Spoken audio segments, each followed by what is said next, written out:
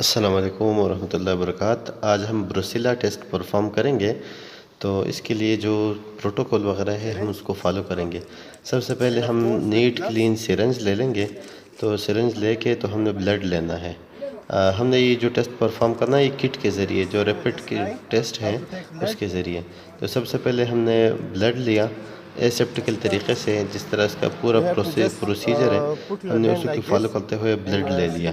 تو جب آپ نے یہاں سے بلڈ لے لینا ہے تو اس بلڈ کو آپ نے فوری طور پر جو آپ کا سٹرپ ہے آپ کے پاس، سٹرپ نکال کے تو آپ نے سٹرپ کے اوپر صرف اور صرف ایک قطرہ صرف اور صرف آپ نے بلڈ ڈالنا ہے۔ سٹرپ کے اوپر ایک قطرہ بلڈ جب آپ ڈال دیتے ہیں تو اس کے بعد جو بروسیلا کے کٹ کے ساتھ جو دوائی آئی ہوتی ہے، جو اس کے اینٹی باڈیز کے ساتھ ریئیکشن کرتی ہے، تو وہ آپ نے ڈالنی ہے اور ویٹ کرنا ہے 10 منٹس تک۔ 10 منٹ کے بعد آپ نے اس کو چیک کرنا ہے۔ تو اگر ایک لائن اس طرح جس طرح کہ پکچر میں آپ کو دکھایا گیا ہے، اس طرح کا ایک لائن اگر نظر آیا تو یہ ٹیسٹ نگیٹیو ہے، مطلب کہ جانور کو بروسیلا نہیں ہے۔ اور اگر دو لائنیں آئی، دو لکیریں آئی، تو اس کا مطلب کہ جانور کو بروسیلا ہے۔ تو یہ بہت خطرناک بیماری ہے، انسانوں کو بھی لگ جاتی ہے، اس وجہ سے احتیاط کریں۔